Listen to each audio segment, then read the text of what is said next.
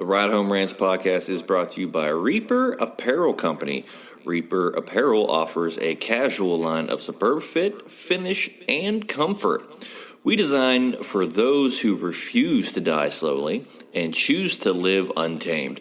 For those who aren't afraid to face the dark, for the ones that thrive in it, and for those who can appreciate life through a grim lens. That's Reaper Apparel Company. Go to the link in the description of this episode, use the promo code Mike Bono, and get 10% off. Also, the Ride Home Rants podcast is brought to you by Tactical Brotherhood, all American-made apparel, which helps support the Second Amendment. You can also find all this in the description of this episode with the link Tactical Brotherhood. Part of every proceed does go to helping veterans. It is a very good cause. All American-made products made right here in Minnesota. Go and check them out. Use the promo code PATRIOT15 to get 15% off your purchase. The Ride Home Rants podcast wants to thank you for listening and let everybody know that we do offer monthly subscriptions to help support the show in other ways other than listening and downloading each episode. What you will get with each subscription is you will get bonus episodes that aren't released to everybody. You will also have a chance to ask me anything each and every month where I will put out a special episode just to answer your questions. You will also get more exclusive content that is not released to everybody. To subscribe to the show, go and click on the link in the description of this episode, and I look forward to your added support and to help us keep this show going. The Ride Home Rants podcast is also brought to you by Buddy's Beard Care. Buddy's Beard Care provides premium men's grooming products at an affordable price. Products are made in Ohio, and Buddy's Beard Care supports local. The majority of our supplies are from other Ohio-based companies. You can find them on social media at Buddy's Beard Care or online at buddysbeardcare.com. Use the promo code BONO15 and he will save you 15%. I've been using these products for a little over 6 months now, and my beard has never felt healthier. It has never grown faster, and according to my wife, it has never felt softer. Also, the Ride Home Rants podcast is brought to you by former guest of the show in Matt Landowski in Sweet Hands Sports. Elevate your game with Sweet Hands Sports. Our sports gloves are designed for champions, providing ultimate grip and durability. Achieve greatness with every match. Choose Sweet Hands Sports for the winning edge. Grip your victory at sweethandsports.com. Use the promo code BONO10 and he will save you 10%. He has sent me a complimentary pair of golf gloves. They are so comfortable, durable, and breathable. You won't find a better pair of gloves out there. Again, sweethandsports.com, promo code BONO10. Lastly, the Ride Home Rants podcast is brought to you by Deemed Fit, a clothing company from first responders for first responders. These products are so comfortable. They look great. They have great messages on them. They are provided to support first responders, especially those who worked through COVID. All of the proceeds are going to helping veterans and first responders with their mental and physical health. This is a great cause. I support anything that has to do with our first responders and our veterans. Again, deemedfit.co, promo code Mike Bono will save you 20%. Now, let's start the show. Welcome, everybody, to another episode of the Ride Home Rants podcast. This is your special guest host, Fitty, and today I have a great guest for the Ride Home Rants show. It's going to be a terrific show with someone who I've known for a long time. She's a fantastic coach, fantastic person, and just overall just great human being. So without further ado, Alyssa Johnson, welcome to the show.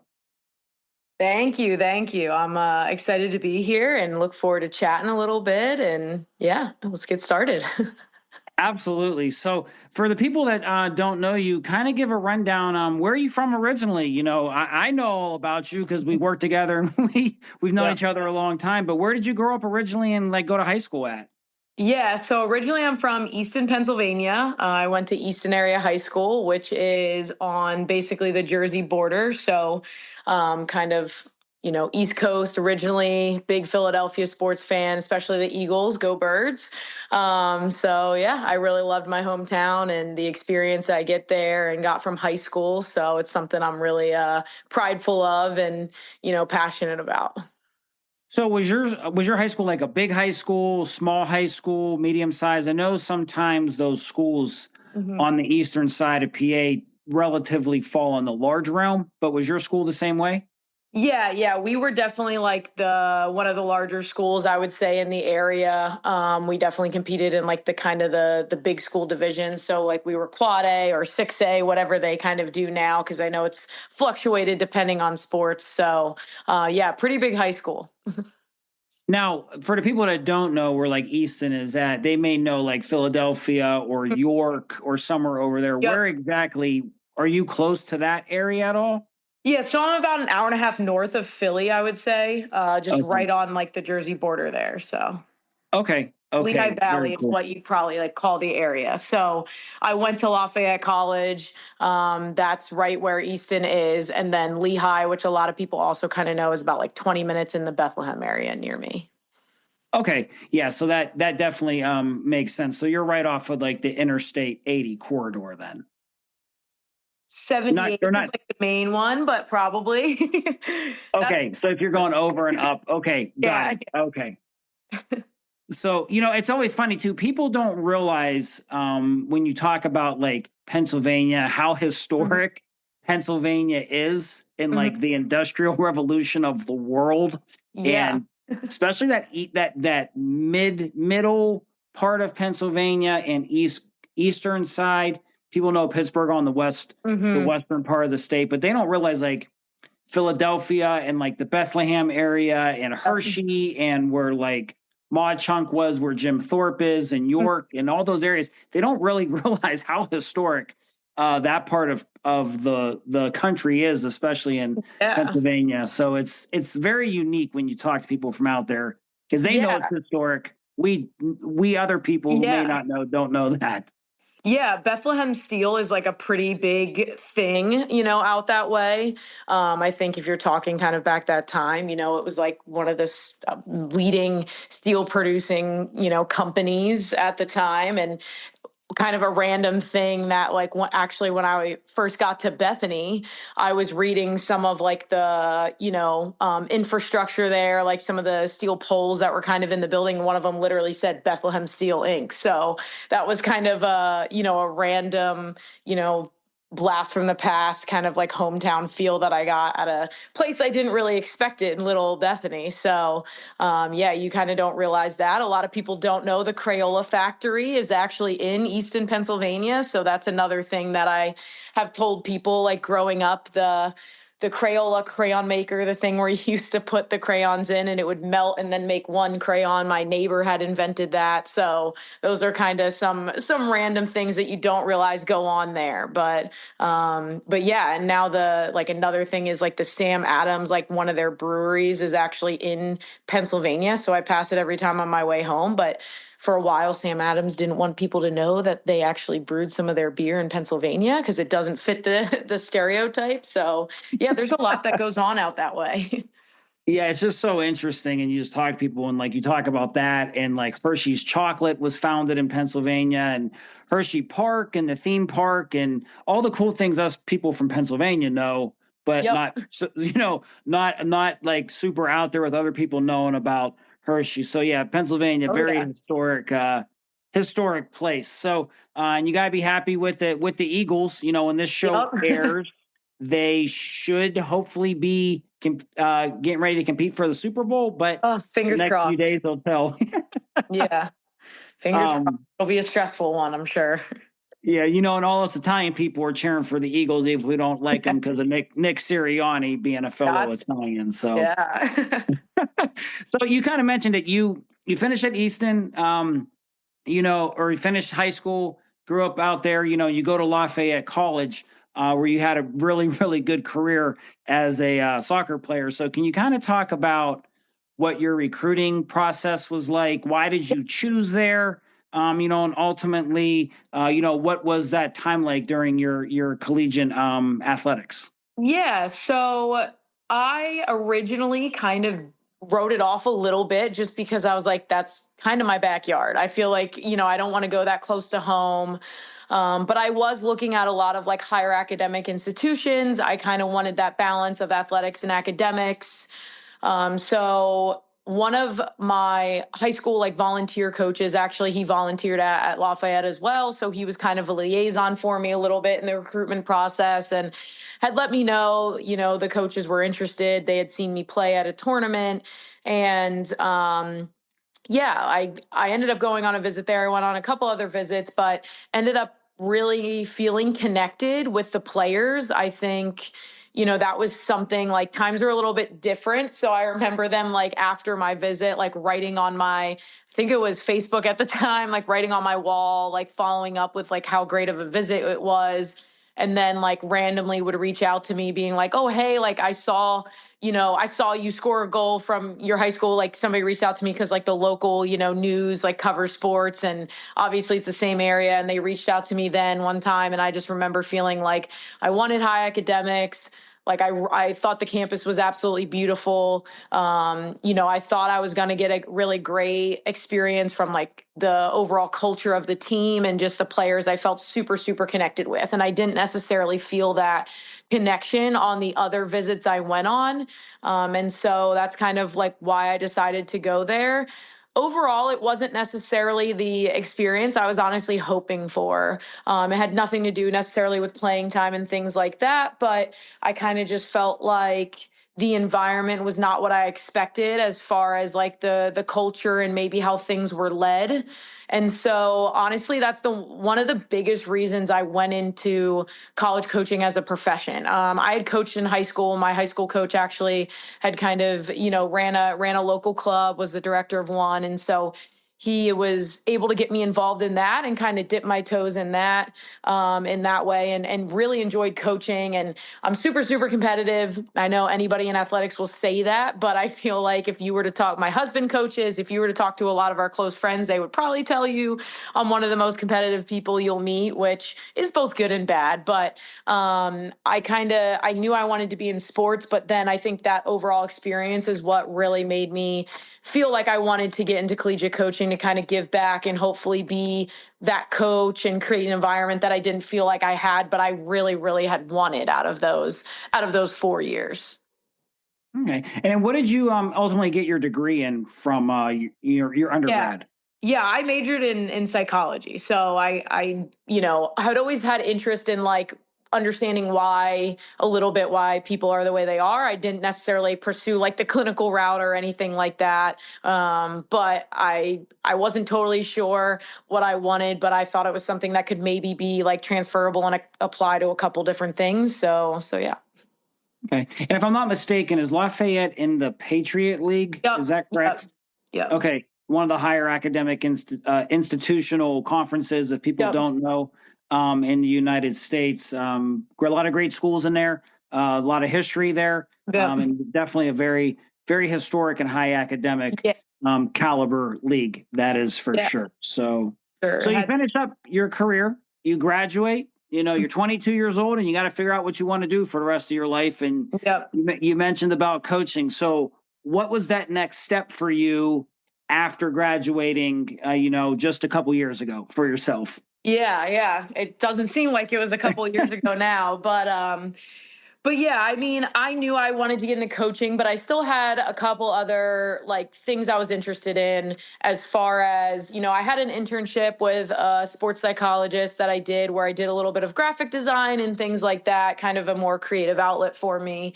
I was coaching, like doing private sessions and things like that, and then coaching like youth a little bit. And also I had like an internship with Bethlehem Steel FC, which is now like the Philadelphia Union too. But I had different things like that because again, I knew I wanted to be in sports. I was set on coaching, but I hadn't had that opportunity yet. So I was just kind of making sure and putting feelers out there that that's really what I wanted to do. And then I got the opportunity. I started looking for jobs. And then my old club coach had actually posted that he was looking for, a part-time assistant. And so I reached out, connected with him, and it ended up kind of just falling in place that I was able to assist with him for a year at Arcadia, which was a really, really great experience. I think obviously him and I had a relationship before. He was a coach that we really connected, and I got along well with him. And, he was kind of a big part of my life then, with helping me get my feet underneath me, dipping my toes in the collegiate world of coaching. And it was a really, really great first experience. And so then after that year, I kind of knew, like, I wanted to get my master's. I knew that would be important later on. I know there's some coaching jobs that won't hire you if you don't have your master's. And so I knew I wanted to do that and have that. And so I was able to kind of find the graduate assistant posting with Seton Hill. It was kind of weird. I wasn't like too familiar with Pittsburgh really in the area, but knew it was out that way. And I kind of just had a weird gut feeling when I saw that posting and applied for it, that I just kind of felt like this was going to work out and I was going to get that position. And so I did. And then I moved out to the Pittsburgh area, and then yeah, spent two really good years there too, working under Andy McNabb, and my coach at Arcadia was Rick Brownell, and both of them I think were really great influences in my life and great people to learn under. So That's awesome. Now, did you get your MBA then from Seton Hill? yeah, so I got my MBA with a concentration in business management. So that was, a good experience. I think it's obviously something that like kind of applies. You don't realize in coaching how many like background operations and things like that you end up doing, in the office. And so it definitely applies a little bit there, and was just good experience. In that sense. So, a lot of, I guess my degrees aren't like full force being used right now, but they're definitely transferable to some degree. It's funny that you talk about degrees with that. And, you and I have both worked in higher ed a long time. And it's funny when you're an undergrad, you always have these ideas of, what you think you want to do and so forth and such. And I know you and I have had conversations before, and it would be, always not what do you want to major in, right? What do you want to do? And let's try to find a major that'll fit these different path routes. Mm-hmm. But you and I both know that when you look at studies that like 7 out of 10 people don't actually use their undergraduate degree, because a lot of people go in and go, I want to major in this. And then you don't end up doing that. But if you say, hey, what do you think you want to do? Then you can kind of cater that, maybe find a major, your pathway, just like, you want to get into coaching, you think that you want to say involved in sports. Well, psychology is a good way to go, because you got to understand how people work, with their mental health and from a psychological standpoint. So, kudos to you for finding that pathway and finding that degree that, will ensure that you're somewhat are using it to a certain extent. Right. For sure. So you go to Seton Hill, you have, your couple years there as a graduate assistant. From there, then you begin your true, like, not in school, not GA position. Can you kind of walk us through your coaching journey then? Yeah. So when I had finished up at Seton Hill, I actually really thought I was going to go on somewhere to be an assistant. At that point, I think I was still teetering on the idea of what level do I want to coach at? Because obviously I had played Division 1, I had coached at a Division 3 school, and then I had coached at a Division 2 school. And so I was still teetering on that. And not sure what I wanted. So I had feelers out there for different positions. I had actually gotten reached out to about one position that was a head coaching role that I didn't expect. And that was my first like head coaching interview, and it was actually probably like my first interview right after, finishing up with Seton Hill and knowing that like I have to move on now. I have to find something else because the GA spot was done. And I was a bit relieved I didn't get that job, actually, because I just didn't think it was going to be the right fit for me. But I kind of felt like if I got it, I got to take it because it would help my career. So I didn't end up getting that one, but it ended up being kind of a good thing for me. And then I think it opened up my eyes a little bit, though, to being a head coach. And so I was still interviewing. Like I had a D1 assistant position I was interviewing with and was, a finalist for. And then I ended up, one of my friends actually texted me and was like, "Hey, I saw Bethany was open," which I had not really heard of Bethany too much before. She knew about it because she had played in the conference. She had went to St. Vincent. And so she was like, "I know Bethany, it's in our conference. Like you should apply." And I kind of was like, I don't know. It's West Virginia, right? What everybody always says, first off when they hear that. And then maybe a day or two went by and I was like, okay, like I'm going to apply for it. Let's just see what happens. And then, I ended up going to campus. That was kind of the same time as the D1 position was reaching back out too. And I went to campus there and I'm driving in and the GPS took me the wrong route there for one. Now it's actually the route that I would probably have taken every time if I was coming from PA because I like it. But my first time there, I was like all back roads and all of that. And I was like, what is going on? I'm not taking this job. And then I'm interviewing there. I'm meeting people. Obviously met Steve Thompson, obviously met you. You drove me around in the golf cart to tour campus. And then by the end of the day, I was like, gosh, I think if I get this job, I'm going to take it. Like, I just see opportunity here. And so I remember going home to my then at the time boyfriend, who was also a coach, and talking to him about it. And he was like, 3 days go by and he's like, I don't think you got the job. Like, I think you would have heard by now. And I was like, I don't know, maybe. And then, I get the call, was offered the position, took a day just to think about it because, there were some other things and I just wanted to kind of figure out, is this really what I want? And then obviously accepted the position and ended up at Bethany. Was there for 5 years and, wow, I learned a lot for sure. Met a lot of really, really great people. Some people that are obviously, like yourself, I'm still very close with and connected to. And to be honest, like obviously Bethany is a very different place than a lot of other places, but I don't think I'd be the coach I am today or be where I'm at today without those experiences and without those maybe struggles at times and obviously some successes, but without being having multiple hats and all that stuff. So yeah, that's kind of how I ended up there for 5 years and was promoted at the time. So I had an assistant athletic director role by the time I finished up there, but had kind of known, as year 4, year 5 was coming around, that I think, I need something else that's going to push me further and be another step up a little bit as far as like competition and some things like that. And maybe put me closer, hopefully, to my now husband's family or one of our families.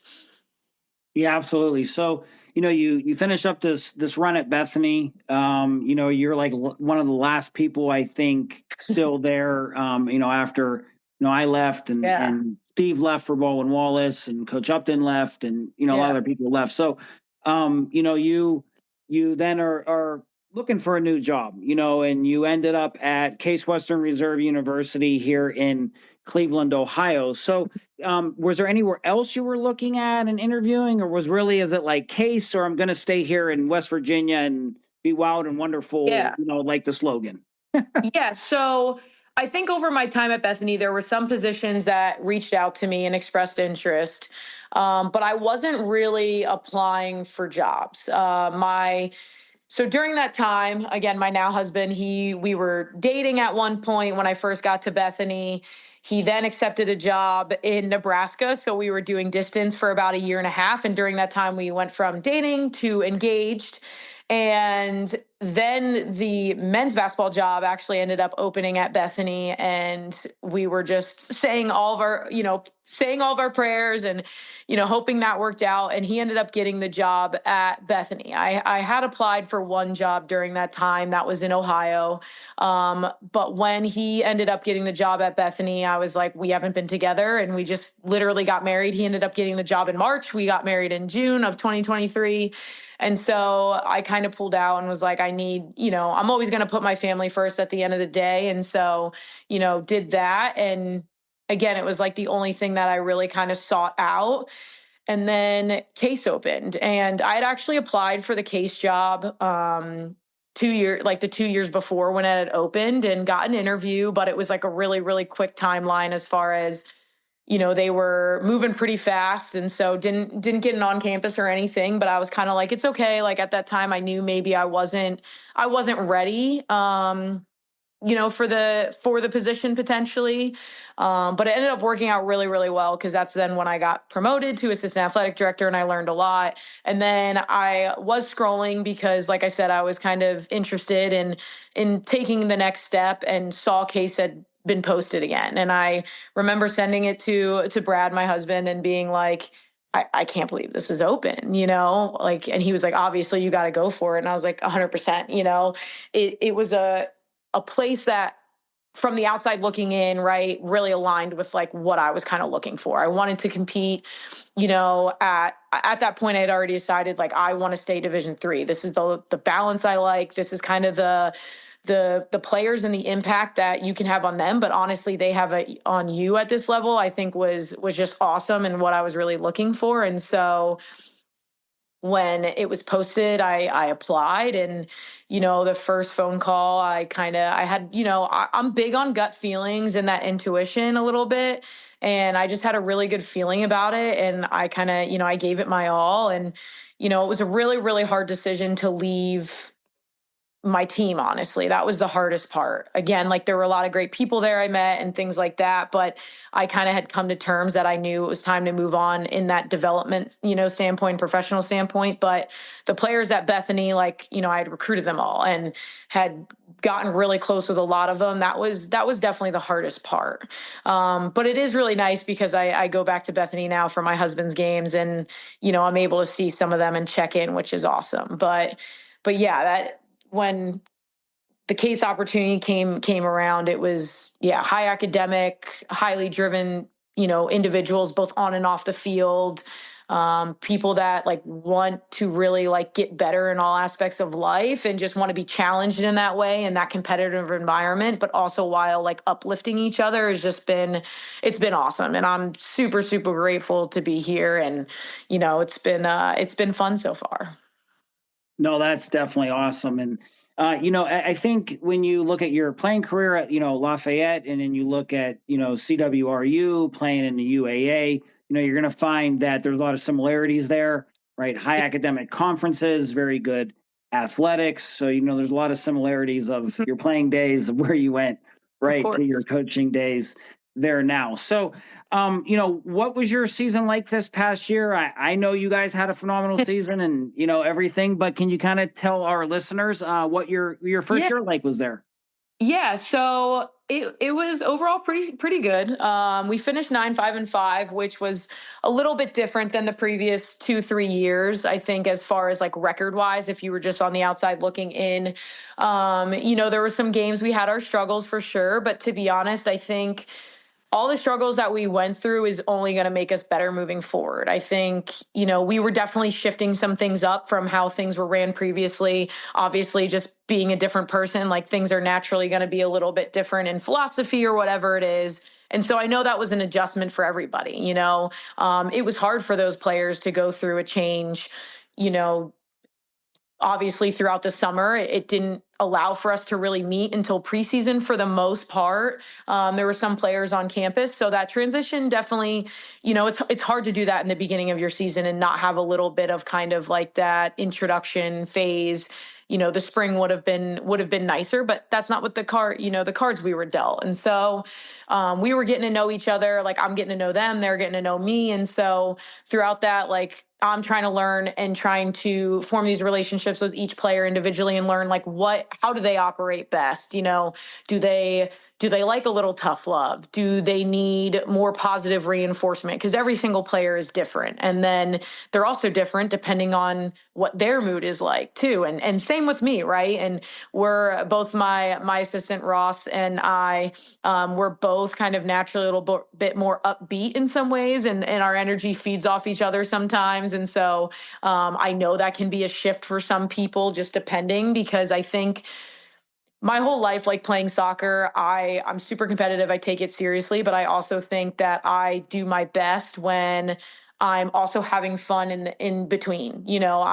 Some of the best games I played with some of my best friends who are still my best friends today, we would goof around a little bit. It's not that we weren't taking it seriously, but goof around sometimes during warm up or like in between breaks and stuff like that. And I think, but then we were able to flip the switch, and I absolutely love that environment because, I don't think there's anything wrong with like taking a drill super seriously and being locked in, but then like during a water break, being able to crack a joke or, have that side conversation and stuff like that. But we ended up pulling it together, and I think we had, a little bit in the midway through season where we were struggling to maybe get results. We tying games that I think we shouldn't have tied.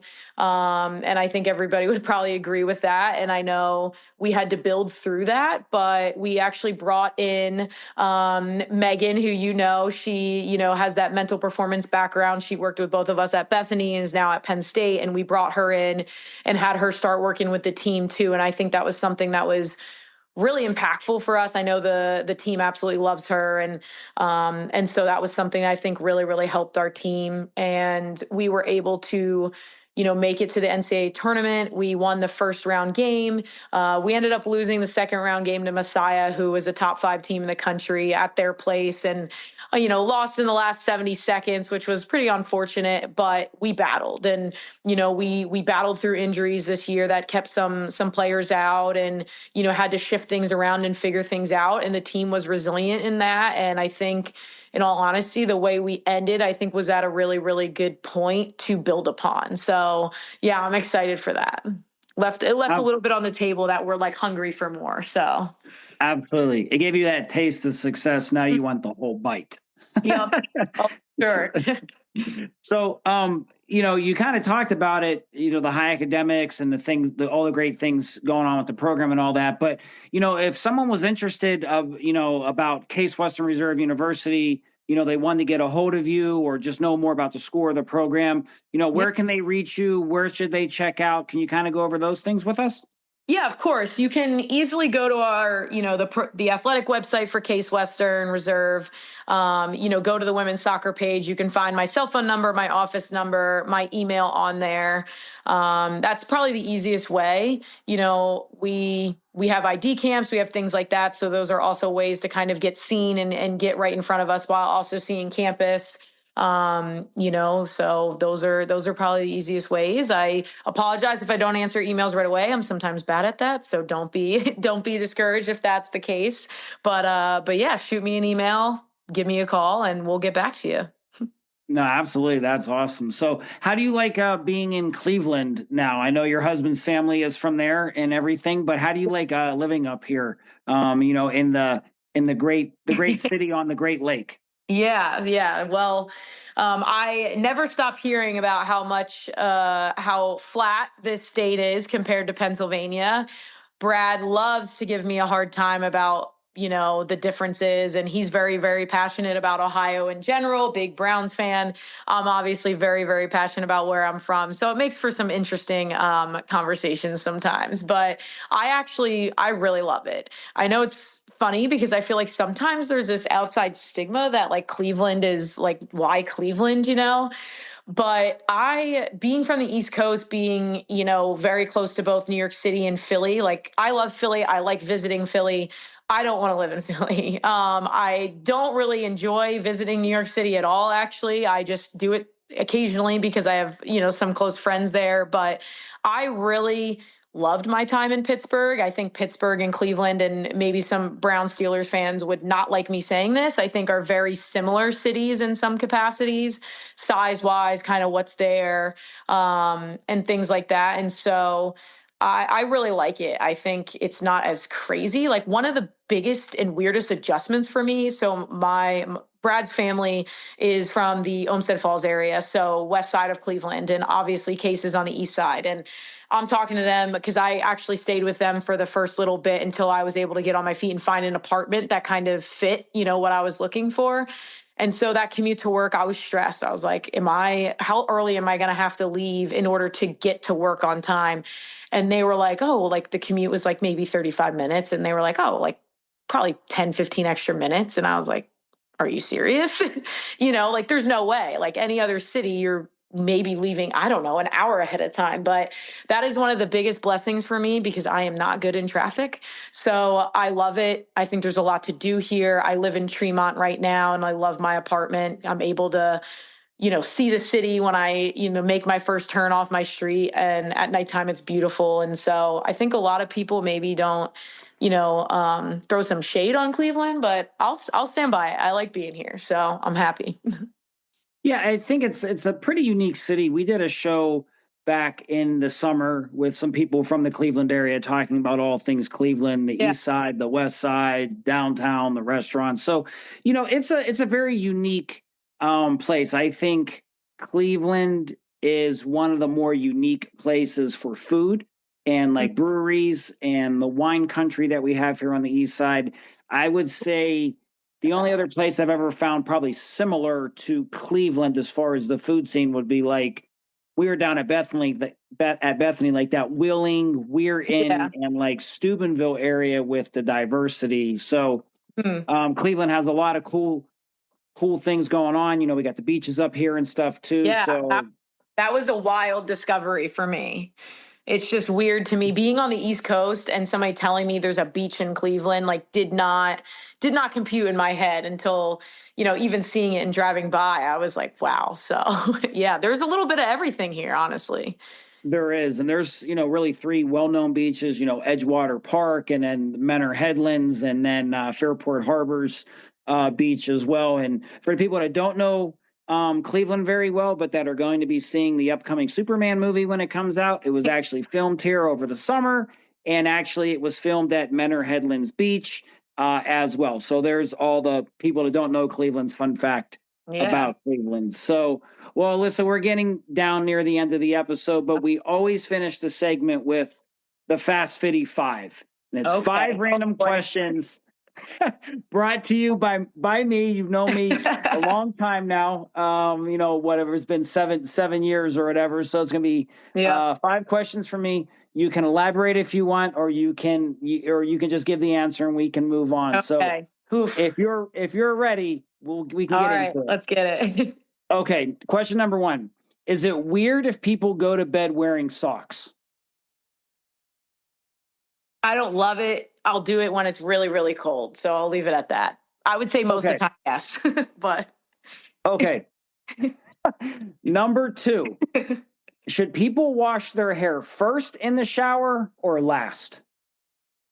First. Okay. Good answer. Question number 3. What is the best time of the day to take a nap? Ooh, like right after lunch, like I would say late afternoon to early evening. Okay. Perfect. Question number 4.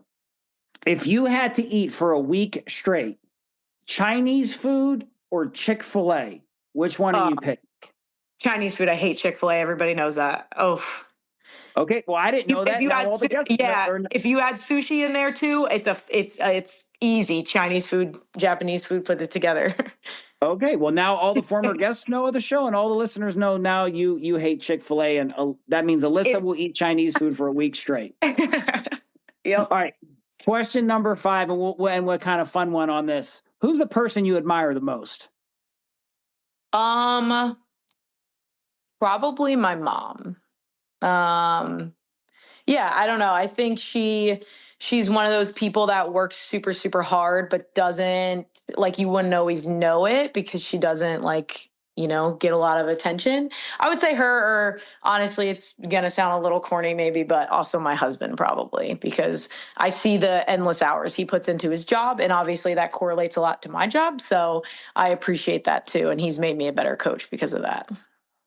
And that's awesome. And when you have a spouse that's a coach as well, it's great when you can have each other's back and, make each other better, not just as a coach, but, husband and wife and, friends and everything with that. So that's definitely awesome. So Alyssa, we are going to finish up the show here, but we give about 30 seconds to a minute for each guest. If there's anything they want to promote or a good message they want to get out there. I know you listed the contact info earlier, but if there's anything else you want to get out about the program or CWRU, or just leave a good message, we'll give you about 30 seconds to a minute, and the floor is yours. Yeah. Well, I would like to thank you first for having me on the show. I will stand by my Chick-fil-A comment because their crispy chicken sandwich isn't actually crispy, and that's why I don't like it. I would also like to say I do admire my dad, but it's hard to say because we're so similar that it's weird to say I kind of admire myself. But also, if anybody's interested in Case, feel free to reach out. It's an amazing place. I'm very fortunate with a lot of amazing coworkers and players, and so come check us out.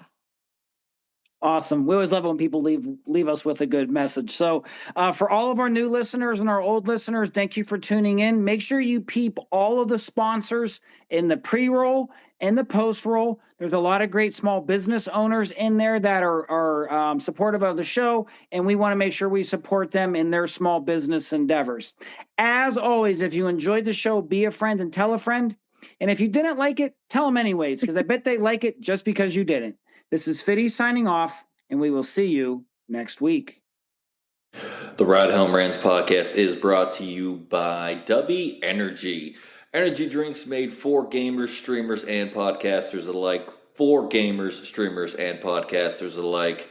Go to the link in the description where you can find the best energy drinks out there. Less caffeine than a cup of coffee.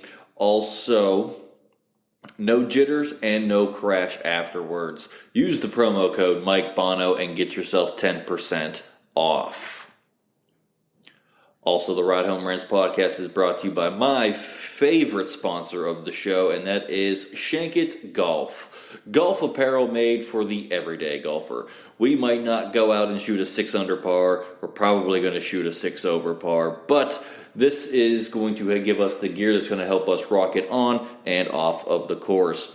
Go to the link in the bio, use the promo code Mike Bono, and get yourself 10% off there as well.